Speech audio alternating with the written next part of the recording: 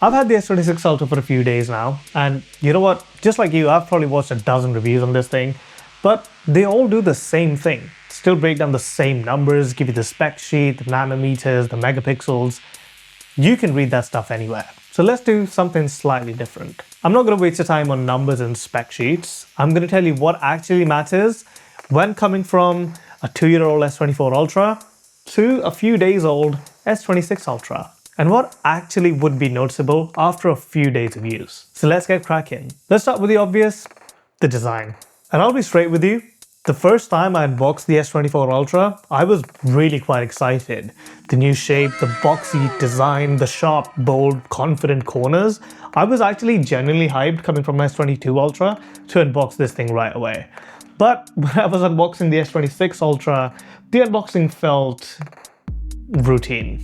Now let's be fair, it is 20 grams lighter and 0.7 millimeters thinner, so you can somewhat feel the difference. The rounded corners don't dig into your hand all that much as they did with the S24 Ultra, which first off, I never really had a problem with in the first place. It does somewhat feel like a genuine quality of life improvement on the S26 Ultra. But speaking of those corners, they actually looked really goofy in the early renders and even on the videos that I watched online. But in person, they're not really as bad. They don't really look nearly as bad as I thought they would, at the very least compared to the S24 Ultra. Still the superior design for me, but this is different.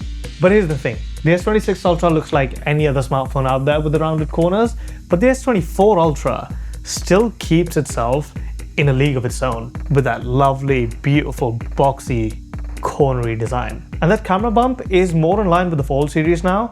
I don't necessarily hate it, but I wouldn't say I love it either. I've also got to mention, just a little side note, I usually tend to go for online exclusive colors with the Ultra phones.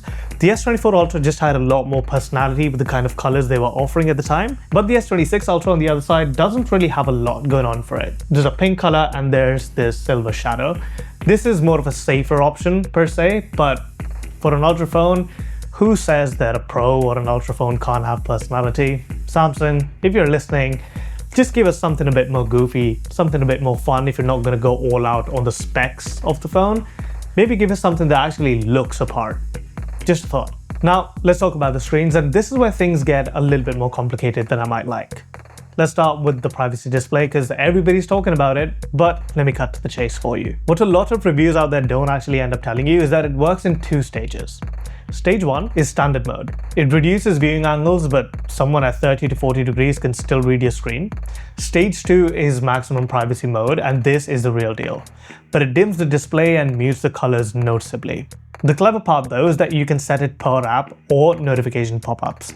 So banking apps and WhatsApp can be locked down tight, while YouTube on the other side still says super vibrant, super bright, and super punchy. Now, it is a first-gen feature, so we're gonna have to cut it some slack, I guess, but for an Ultra phone, I don't think we've got slack to cut off. It is definitely more than just a usable screen when you're using it without the privacy display, but it is good to have that feature when you do actually need it for sensitive information. So I don't know whether to take a point away because of how much it compromises on, or to give it more points because of how useful it can be. That's for you to decide. Now let's address the elephant in the room. The S24 Ultra came with an 8-bit display, which is still gorgeous by the way, don't get me wrong, I'm not hating on 8-bit versus 10-bit. But the S26 Ultra was initially announced to have a 10-bit panel, but this is where the controversy begins. This is not actually a 10-bit panel, it is an 8-bit panel with FRC that emulates a 10-bit panel. So this is not a dedicated or a native 10-bit panel on the S26 Ultra. Is it a bit of a bummer? Yep, it sucks for the spreadsheet, but at the same time, it doesn't really translate into anything. You won't really notice a difference when using your phone day to day, watching YouTube videos, watching something on Netflix, but you will notice it that occasional time where you've been able to see some sort of banding on the S24 Ultra. That has been reduced by a major amount on the S26 Ultra. But other than that, the spec sheet, it is not really good news for them. I personally don't care about this stuff, but if you do, then that's my breakdown. The viewing angles are slightly worse than the S24 Ultra as well, even with the privacy mode off, but there's a bit more shift in the brightness than I would like. But here's the biggest surprise. The anti-reflective coating of the S26 Ultra is noticeably worse than the S24 Ultra, especially when hit directly with the light from behind you. Now, is it gonna translate into real world usage? No. I've used the S26 Ultra and the 24 Ultra in direct light, and they're both very readable. They're very equal to each other. But if you're really pixel peeping, if you're really looking for a flaw, you can very easily find it on the screen of the S26 Ultra compared to the 24 Ultra. Now, this is because of the S26 Ultra's privacy hardware affecting light dispersion, but at the same time, the S24 Ultra handles reflections noticeably better, especially when you put them side to side. It is not even a comparison at that point. Now, it is something I'm genuinely disappointed by, but at the same time, I can get behind the technical reasoning behind it, especially with the fact that in real world, it doesn't really affect the usage all that much. But the point would eventually just go to the S24 Ultra for being a better all-rounder in that category. The bezels, on the other hand, the S26 Ultra does have slimmer bezels on paper, but you will just not be able to tell a difference in real life. Now, Samsung did switch back from the titanium on the S24 Ultra and the 25 Ultra back to armored aluminium on the S26 Ultra, and although it might look like a downgrade, I think it is better for them to have done this than stuck with titanium. Let me tell you why. The thermals has to be the biggest reason behind it. When I was transferring files using Smart Switch, the S24 Ultra got noticeably hotter. The S26 Ultra did end up getting warmed up a little bit, but it went back down to room temperature in no time. And that is where the real efficiency comes through. The use of aluminium, and of course a lot of other optimizations with the bigger vapor chamber, really started to kick in and do its job at dispersing heat than it did with the S24 Ultra. And low-key, I'm very happy because low heat means better longevity. Again, is this aluminium build inferior to the S24 Ultra's titanium build in terms of durability? Absolutely. Titanium is just a much more tougher material out there. But at the same time, I can perfectly see the reasoning behind Samsung and also Apple, for a matter of fact, for going back to aluminium. And they've both noticed some pretty good efficiency gains when it comes to the temperatures and the battery performance. So I think it's a win for the S26 Ultra. And I was initially quite disappointed when I found out that they're going to ditch titanium back for aluminium. But at the same time, I was always on the side of getting better efficiency gains. So in my eyes, this has to be a bit of a win. By the way, if you do want a comparison between the iPhone 17 Pro and the 26 Ultra, make sure you leave a comment down below because I think that would be a fun one. I do remember going from the S22 Ultra to the 24 Ultra, and I was genuinely quite excited and shocked at the same time to see how well the S24 Ultra was handling the heat. And now I feel like it is a very similar jump between the S24 Ultra to the 26 Ultra when it comes to heat dissipation and just handling thermals overall. The S Pen here though is slightly slimmer. It now feels a bit more dense in your hand, and you already know that the Bluetooth is gone, and honestly, I don't really miss it. I never really used the feature to begin with, so no harm done. But at the same time, it was another feature that was on the S24 Ultra that is now not on the S26 Ultra. But here's the weird quirk. If you put the S Pen back into the S26 Ultra with the button facing down, the top sticks out. But on the S24 Ultra, that was never really a problem because this thing was built perfectly symmetrically as compared to the S26 Ultra's not so symmetrical design at the top, at the very least. Whoops. That way. Did my eyes just go like that? I can't believe I just did that on camera. Okay, so here's where the S26 Ultra genuinely shocked me in a good way compared to the S24 Ultra, and it has to be the speakers. We're not talking small incremental updates here. I'm talking a major change. When I was listening to a video on my S26 Ultra at full volume, the phone almost had a rumble to it like it was a tiny subwoofer, and I've never had that on the S24 Ultra. This actually sounded so much better. There's so much more separation between your highs, mids, and lows that it just gives you a cleaner audio and a louder audio at that. Compared to the S24 Ultra, which by no means has bad speakers, but the S26 Ultra just tops that by quite a margin. And I'm genuinely happy, especially for the people out there who are going to be using this phone for a lot of media consumption and they don't really end up using headphones. Like me, I don't know why. I should be using my headphones a bit more often. But the speakers on this have been mind-blowing so far. Really impressed. All right, let's talk about cameras, but hardware first. The main sensor now has a wider f1.4 aperture, up from 1.7 on the 24 Ultra. The 5x telephoto is also f2.9, up from f3.5. And the ultra-wide, that makes a jump from 12 megapixels to 50 megapixels on the 26 Ultra. That is quite the jump. Now, will you notice this difference in daylight? yes or no, depending on how much you're willing to pixel peep. The S24 Ultra already took stunning pictures in broad daylight, and so does the S26 Ultra, but where the S26 Ultra shines is in low light scenarios. Those wider apertures make for a lot more light to be able to hit the sensor and just give you an overall cleaner, better, brighter, and truer colors compared to the 24 Ultra. And of course, the ultra-wide upgrade means that you can zoom into the ultra-wide pictures without losing as much resolution as you would have on the 24 Ultra. 12 to 50 is quite the jump. And now, the potential weak link, that's 3x telephoto sensor. Now, the early reports that I've read so far suggest that the 3x telephoto sensor is now a smaller sensor, which doesn't really sound very good for an ultra phone. Now, to go down in sensor size while making aperture wider doesn't really make much of a difference. It just neutralizes things, and I don't think that that was a necessary change to make. But before I get super harsh on the S26 Ultra, I just need a bit more time with it so I can confirm the details, look at the pictures, go into a bit more detail about the pictures, and then come out to you with a full review.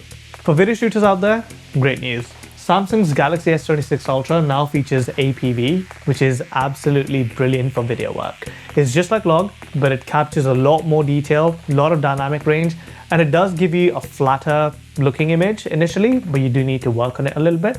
Now, you can still shoot log on the S24 Ultra, which you can also on the S26 Ultra, but APV just gives you a lot more control over every individual element. The file size are going to be big, by the way, but it is going to be so much worth it. Now, I don't know if this is actually going to come down to the S24 Ultra with the update of One UI 8.5, because I know APV requires a lot of hardware pushing through the frames, every frame capturing a lot of detail, but I'm also not saying that the S24 Ultra is not a powerful device. They could potentially put that in, don't quote me on it, but I think we're just going to have to wait. But speaking of hardware camera features, the S26 Ultra also comes with Horizon Lock, I think they're calling, which is great, but I also hate to be that guy. I'm not going to say that a different phone did it first, no, but I want to say that every phone did it first. You heard me right. Quite a few years ago, even before the Vivo came out with its Horizon Lock feature, there was an app called Horizon Camera, and it did exactly what Samsung's doing with its Horizon Lock. Any phone, you can download it for free, it gives you the same results. It is an old app and it is a free app, so don't expect it to be absolutely perfect. But for the time that it actually came out a good few years ago, it was incredible technology. So I would highly suggest that if that is something that you're going to be missing on the S26 Ultra, then might as well just download Horizon Camera, because that will be a saving grace. Now, fair game to Samsung for actually integrating that thing into their phone's cameras and of course using the latest and greatest tech to give us a more polished version, but you can still get 90% of that feature on any other phone. I'll leave some links for you down below. Now, let's talk about performance, because 2 years can actually come a decent distance away, I'd like to say. So, the Samsung S23 Ultra comes with Snapdragon 8 Elite Gen 3 for Galaxy, quite a long name for a processor. But at the same time, the S24 Ultra was not behind of its time at all by any means. It is still a power pack. But you do end up noticing some differences when you're pushing the S26 Ultra for longer times doing heavier tasks. For day-to-day stuff like scrolling, going through social media, just using the phone in general, making calls, you're not really going to notice the difference between these two. But the time you will actually see a noticeable difference is when you're exporting video on these two phones and you're pushing this for gaming or long-term editing for long periods of times. Long-term editing? Long time. I don't even know what I said. The battery for both of these phones are still sitting at 5000 mAh, but like I said in my previous video about the S24 Ultra, optimization means everything. This phone and this phone both having 5000 mAh. The S26 Ultra has been lasting me nearly 2 days every time.